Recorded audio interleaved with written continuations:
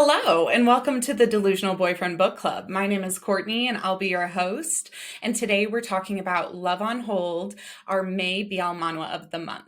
If you guys like book club, make sure to rate, review, and subscribe either on the podcast app that you're listening to or over on YouTube if you like to watch the podcast. So let's just jump right into today's BL Manhwa. It is something that I just got done reading in the last couple days, and I really enjoyed, and I hope you guys enjoyed it too. If you haven't read it yet, I'm going to start off with our tropes so you can get an overview of what's going on in the story and then decide for yourself if it's something that you want to go read. So as far as tropes go, one of the big overarching tropes of this story is miscommunication. So if that's something you're not usually into, this story might frustrate you, but I would say that it's worth hanging in there for the payoff. Another trope is going to be second chance romance. Our characters meet in high school, but this story is a campus romance. It takes place at college. And then we do have a love at first sight trope going on here, but because of all that miscommunication, things get a little bit muddy in the water. But it is a story where we have two characters who experience a lot of firsts together. So if that's something that you find very romantic, you might love the storyline here. We also have not an enemies to lovers, but more of like an unfriendly situation, an indifferent to lovers story going on here. So if you like characters who have tension at the beginning and don't exactly know how to interact with each other and figure that out as they go on, this is definitely one of those stories. As the story goes along, our top, whose name is Chae Hyun, he is quite obsessive. So if you guys are into a bit of a toxic romance with an obsessive top who's very possessive and protective, then this is definitely going to include all of those tropes for you. And then last but not least, it is uncensored. So if art is one of the things you really look for in a story, the art in this is beautiful. I think the artist Dalmyong, hopefully I'm pronouncing that right. Forgive me for all the mispronunciations I'm about to make. But I think the artist did an incredible job. The coloring is really beautiful. Like I said, it's uncensored and everything has really great proportions. Things are big that are supposed to be big and things are colored correctly. Nothing is red and angry. So if those are things that matter to you, then this is definitely going to be a story right up your alley. I'm going to go into a bit of a spoiler-free summary now so you have an idea where we're started and where we're going. And then after that, I'm going to go into full spoilers. So if you haven't read this story yet, I beg you, go pick it up after this section. So basically our two characters are going to be Chae Hyun, and I really hope I'm saying it right. It might be Cha Hyun, but I'm going to go with Chae. Chae Hyun, and then he is the top. He is brunette. He is bigger and more muscular. He is rich. He is the class president. He's giving top. Like he has all of the characteristics of that stereotypical character that you're going to get. I think his character design is beautiful. I am always here for a brunette man, and he is very smoldering. He is very sexy, mysterious. He holds everybody kind of at an arm's length, and that kind of character is always broody and very interesting to me. So I loved him. Our bottom is named Jung Yoon, and he is like almost a strawberry blonde, and he is a couch potato who is very nice to everybody, but he's kind of lacking in ambition and he's definitely not rich. He lives with his family. He's more introverted as far as his feelings go. He's definitely not forthcoming with how he feels about the person who is, the apple of his eye. So these characters meet in high school, and when it's Chae Hyun's first day, I think he's a new student, he comes in, sits down, and he makes eye contact with Jung Yoon. And immediately there's a spark there, but the spark is kind of confusing to both of them, and they don't immediately act on it. From there, our characters go to college, they go to the military, and they do find their way to communicate with each other the feelings that they have going on. So if that all sounds interesting to you, definitely read the story now because I want to break this all down and it's going to be full of spoilers. So after they meet in high school, they have that moment, that love at first sight moment, but neither one of them acts on it. And then they go to a school field trip. And on this school field trip, Chae-hyun is he's a popular guy, but he's not super close with anybody. Meanwhile, Jung-yeon he has a camera and he's kind of sneaking pictures of him, and he gets this one photo that he really loves. And he tells himself it's not creepy because when I get this developed, I'm just going to give it to him and it will be a nice souvenir. Clearly, just as friends, it's all very platonic. But later on in the trip, they all get drunk together. And Chae-hyun's not there for that moment. So Jung-yoon, he goes back to like rest up at his hotel room, and Chae-hyun gets to the rest of the group of people and is like, where did he go? What's going on with him? And they're all like, well, he's really drunk. He's back at his room. And he's so irritated by that. He's like, why would you leave him drunk alone in his room? That's not safe. I'm going to go check on him. So he's clearly showing a level of interest here in somebody that is extra. He wants to know that this guy is doing okay. So he goes back to his room and they're listening to music together, kind of on this balcony. It's very romantic. And they do end up making out with each other. But in the morning, the bottom doesn't remember. And he does remember, but he kind of wills himself to believe that it's just a dream. So believing this is all just a dream, he goes back to school and doesn't ever give that picture to Chae-hyun. And Chae-hyun notices that he is avoiding him. And Jung-yoon is avoiding him because he thinks that that moment they shared together was this sexy dream he had about his classmate. So he feels really guilty and he has all this internalized shame about having had these thoughts about someone who he's supposed to be friends with. So at that point, they start to grow a distance between each other where Chae-hyun doesn't know why he's ignoring this incident that happened between them. Clearly, they like each other, and Jung-yoon is trying his best not to come off as a perv or as gay. And there you can see there's a lot of struggle, especially within Jung-yeon. He has this internalized homophobia where he knows he has a crush on this guy and he's just not willing to admit that out loud. He's not willing to pursue it. He'd much rather just be in full denial, thinking this is all a dream. So fast forward, they go to college and they're both in the same class. And Jung-yoon is really cute. He is always laying on the lounge sofa where the students all hang out, like the freshmen. So he's laying there on the couch, he's on his phone, and he sees Chae-hyun. He sees him like coming and going, but he doesn't ever think that he's paying attention to him. In fact, he thinks I'm the only person he's not super nice to. It must be because of some weirdness in high school, but he's indifferent to me and he doesn't really care about me. He's friends with everybody else. He picks up the tab for everyone because he's really rich. So when he picks up the tab for me, in order to not come off as hitting on him, I always pay him back immediately. And because of that, there's been a lot of tension where he feels maybe like I'm being ungrateful. Right off the bat, this second chance romance isn't really second chancing. They are yet again on different pages. They're not able to express their feelings, but we know as the reader that both of them have feelings for each other and have shared this moment. So as Chae-hyun is hanging out in the lounge, he overhears Jung-yoon saying, I'm going to go join the military after your first year of college. Is supposed to be a really good time to do your military service, so I'll be back soon, but I think it's the right time for me to enlist.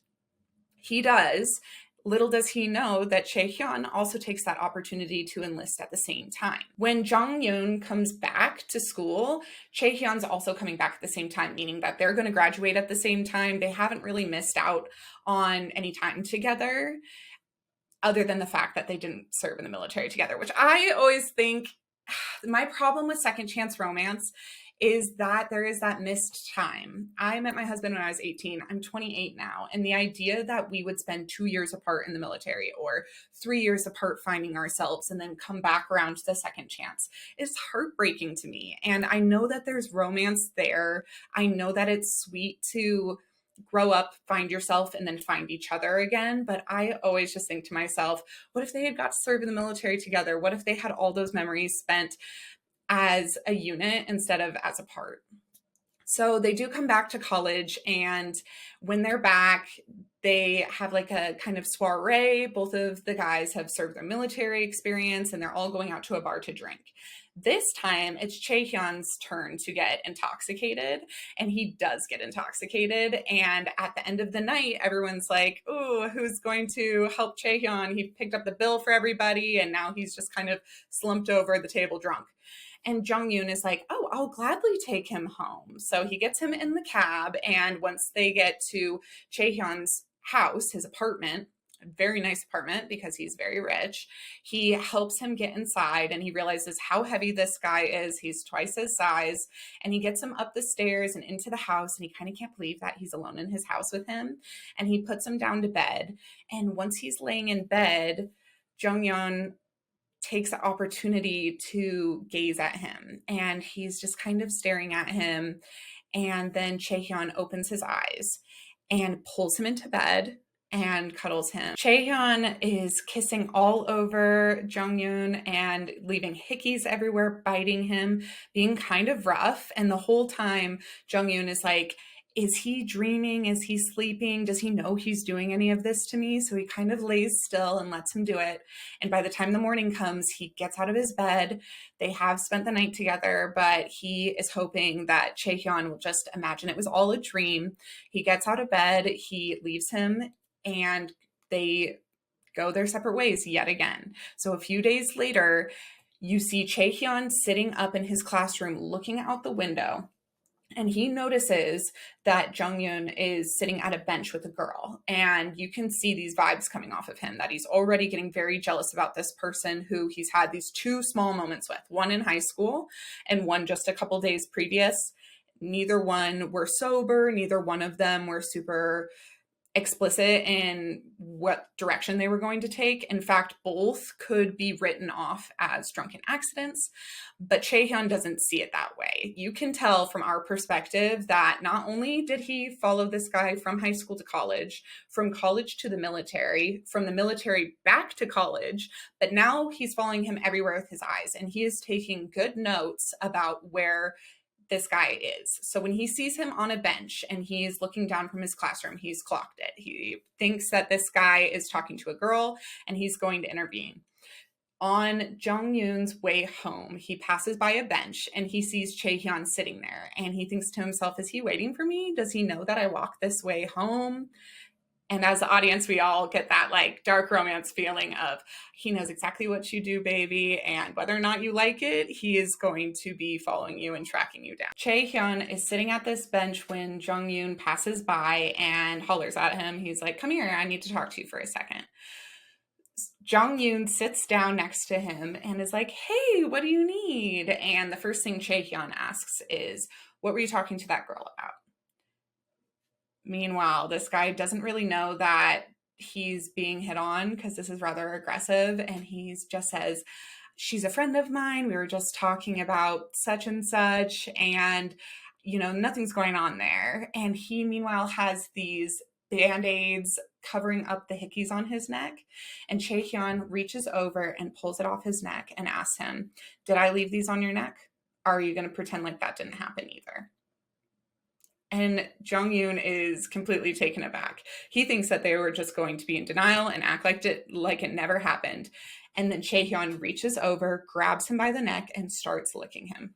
He's literally necking him in the middle of public, on campus, in front of anybody who could see. Nobody does see, and he tells him that he'll drive him home.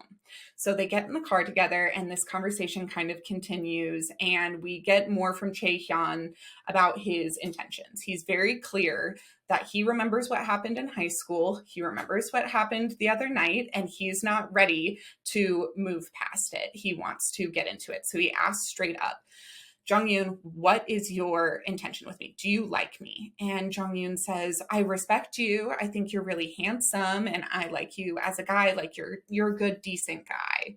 And Chaehyun goes, okay, I think that you're attractive too. And if you respect me, why don't you respect this? And he takes his hand and puts it on his crotch. And Jung-yoon is like, we're doing this, are we? And Chaehyun says, I'd like to keep this going.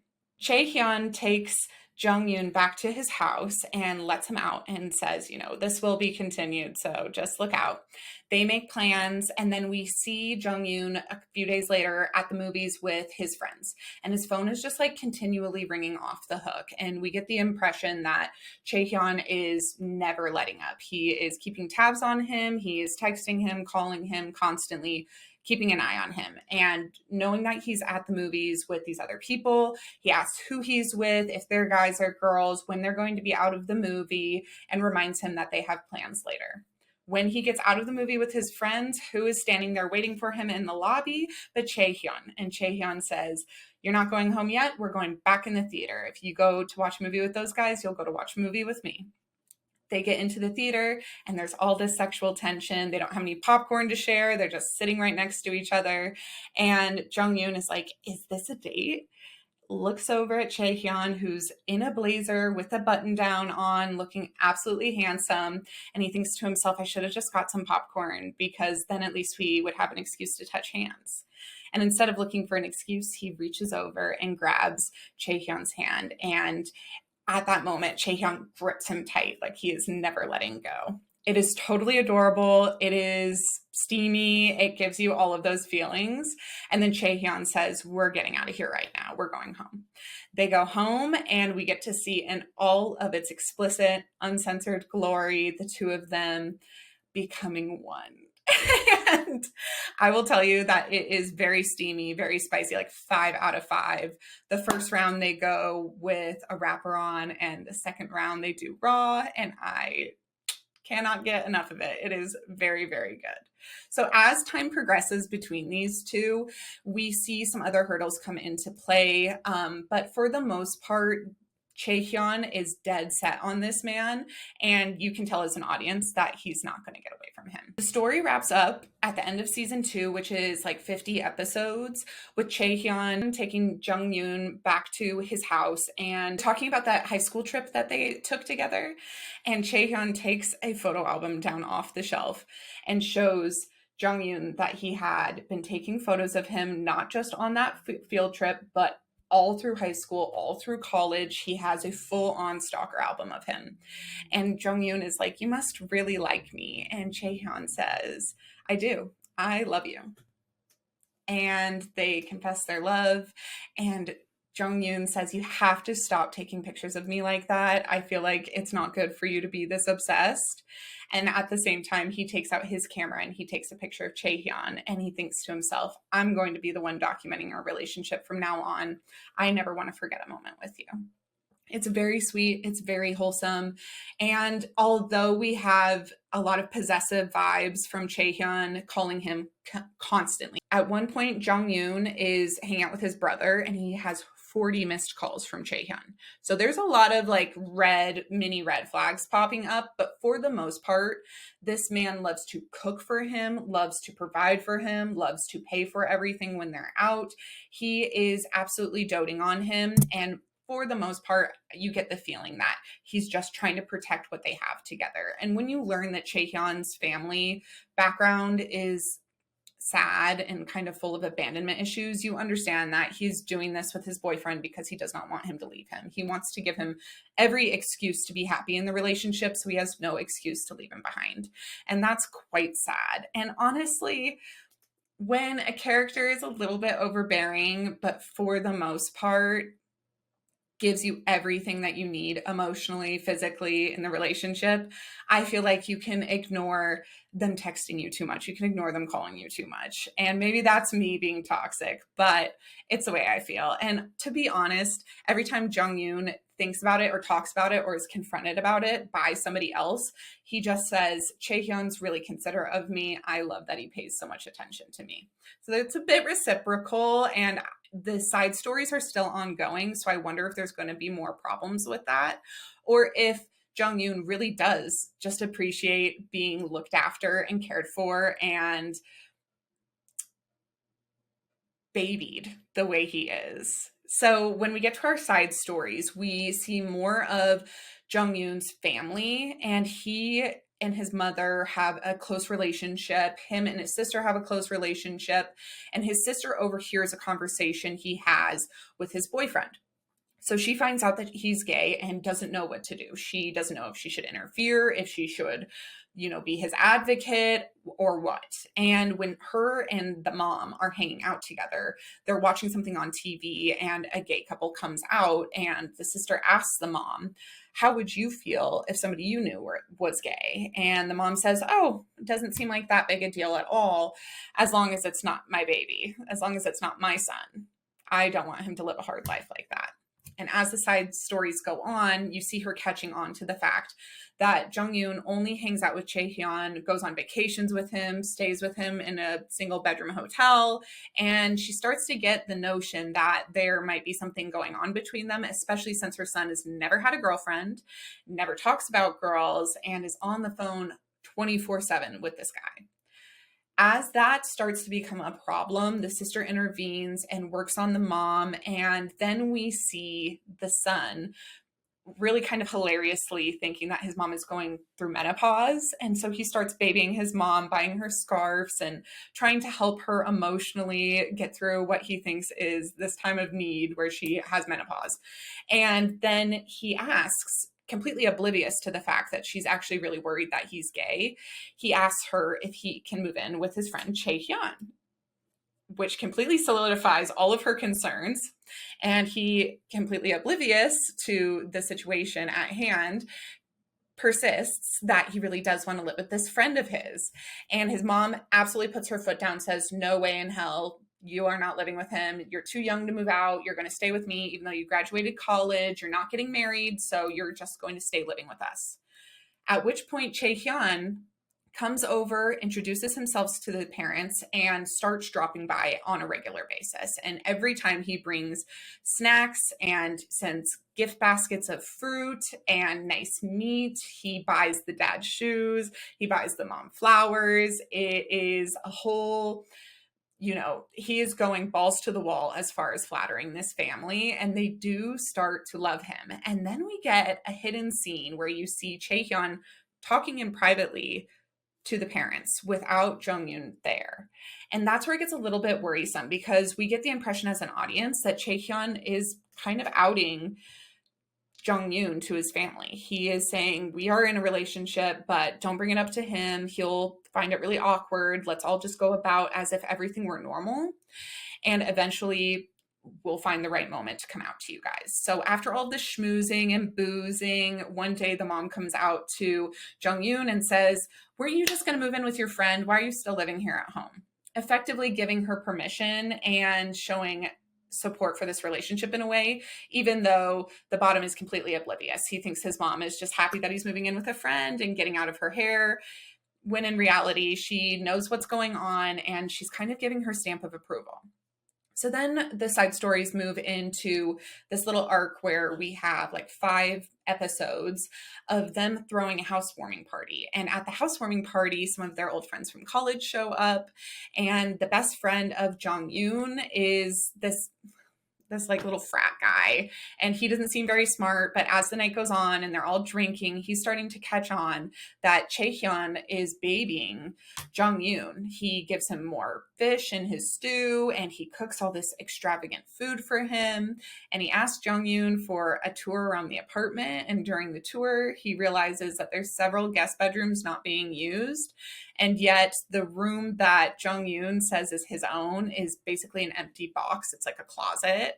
And he's like, you really sleep in here? Meanwhile, Jung Yoon is going crazy internally. He's like, oh my God, he's going to find out that I actually sleep with Chae Hyun every night. I just have to lie. And so he lies and he says, I actually picked this room myself. And in that case, the friend starts feeling really bad for him and is like, Chae Hyun must be an asshole if he's making you sleep in this tiny room. Worried that he's giving the wrong impression to this guy, he starts to try to talk up Chae Hyun, and that gives away a little bit of what's going on. So as the night goes on and they're getting drunker and drunker, the friend starts to pick up on these hints and connect the dots. And there's a really like artistic panel where he's kind of blacking out in his drunkenness and he's reaching towards a pond and he sees something glowing in there, this glimmer of a realization, and he can't quite get his hands on it. And he's just not connecting the dots fully, but he knows something suspicious is happening. As he blacks out, he falls asleep on Jung Yoon's lap. And who comes over but Chaehyun and rips him off his lap, throws him on the ground, and says, I think you'll be more comfortable on a pillow. So we see that Chaehyun is not afraid to be aggressive and protective and possessive, even around all of these people. Honestly, I think if he didn't think it would make his boyfriend feel uncomfortable, he'd be even more possessive. He'd have his hands all over him in front of these people, but he's trying his best to toe the line between being appropriate and having like a little bit of PDA and showing affection for this guy at the same time. It feels like he can't even help himself from being protective and wanting to touch him. At one point, the friend says he sees him tap him on the butt. And you know that he's not being that careful. He's not worried himself about being found out, but he does seem worried about other people thinking bad things about Jonghyun. So this character, the friend, falls asleep, and when Chaehyun goes to take a shower and starts cleaning up, it's the middle of the night.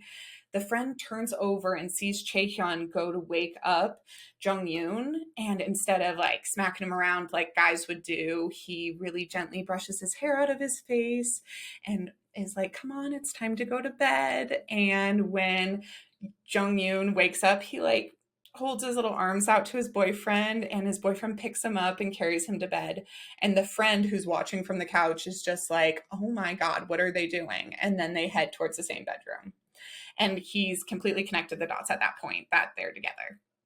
In the morning when he wakes up, he has come to terms with this in his sleep. And he's like, okay, he's my friend. I have to be supportive of him. I'm also an American citizen. I was born in America, so I am more progressive. And that's what he says to Jonghyun when everybody is awake and having breakfast in the morning. He says, Jonghyun, I just want to let you know, I personally am very progressive. And if you ever need to talk about anything that other people might be uncomfortable with, just remember that I'm part American and I will never judge you. And you can always come to me if you need to, if anything's ever going on. And Chaehyun hears this, comes over and says, all right, buddy, you and I are going to go outside for some fresh air. So they go outside, and Chaehyun says, don't bring it up to him. It will only make him feel weird.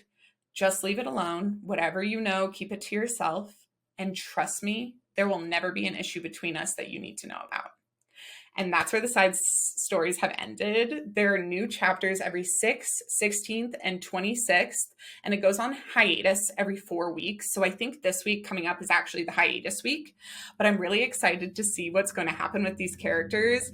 Is Jonghyun going to be upset that Chaehyun is kind of coming out for him to his friends and family, and also keeping them from asking any prying questions, which is effectively keeping him from coming out of the closet himself? It's kind of stunting him a little bit because his boyfriend is trying so hard to protect him from any hurt feelings or conflict or controversy that he is not actually able to face those problems one-on-one on his own. So I'm interested to see if he'll figure that out and if he'll be kind of offended that that option has been taken away from him, or if he'll be grateful to his boyfriend for knowing him so well and helping him through this process with his friends and family in the least amount of suffering and awkwardness as possible. I think it could go either way. I'm not really sure. I do think the friend is going to take a little bit of offense to this. Like, I can clearly see you guys are in a relationship. Let me talk to my friend about what I need to talk to him about. You can't control what conversations we have. So I can see there being problems going on here. I think it's a little weird that they're calling these side stories instead of just calling it season 3. I kind of feel like it should just be a season 3, but that's neither here nor there. I really like this story. I hope you guys also enjoyed it and appreciated this pick for May's BL Manhwa of the month. Please let me know in the comments below or send me an email at courtneydbbc@outlook.com and tell me what you thought of this story. If you're going to continue reading it, definitely go follow us on our socials and chime in on any of those posts about Love on Hold if you thought that your delusional boyfriend was Chaehyun or Jonghyun. For me, this is always my favorite segment of the show. My delusional boyfriend is absolutely Chaehyun. Chaehyun, I love an obsessive man. And I would love to say that that's just in fiction, that I would see 40 missed calls from somebody and find that romantic. But in my real life, I would also find that romantic. And my husband, I will be sitting there with friends and ignore his call and ignore his call. And he'll call me 10 times to make sure I'm alive. And that does make me feel good. And I know I'm a brat for just not picking up the phone and being like, hey, I'm fine. I'm with friends. I'll be home soon. But there is something about somebody chasing you and wanting you and keeping an eye on you and having you in the back of their mind, concerned about you all of the time, whether or not they have anything to be concerned about. My husband isn't jealous of anybody. He never assumes that I'm doing anything weird. And Chaehyun also doesn't seem to assume that Jong-yoon is doing anything weird. He just seems to want to know what he's doing, just to make sure he's okay, to be aware of what's going on in his life. And that dose of toxicness, I find it super hot.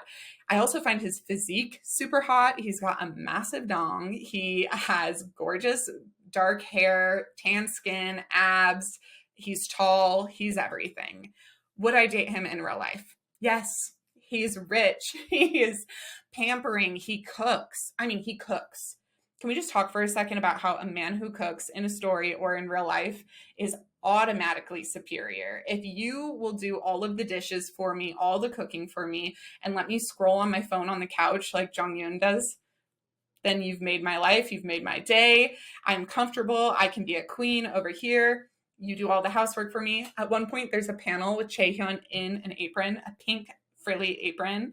And that is the kind of comfortability in your masculinity that I want to see, that you would take on all the household chores and then go ahead and treat me like the queen. Also, at one point, Jong-yoon kind of slips up when he's drunk and says, what if Chaehyun is my wife?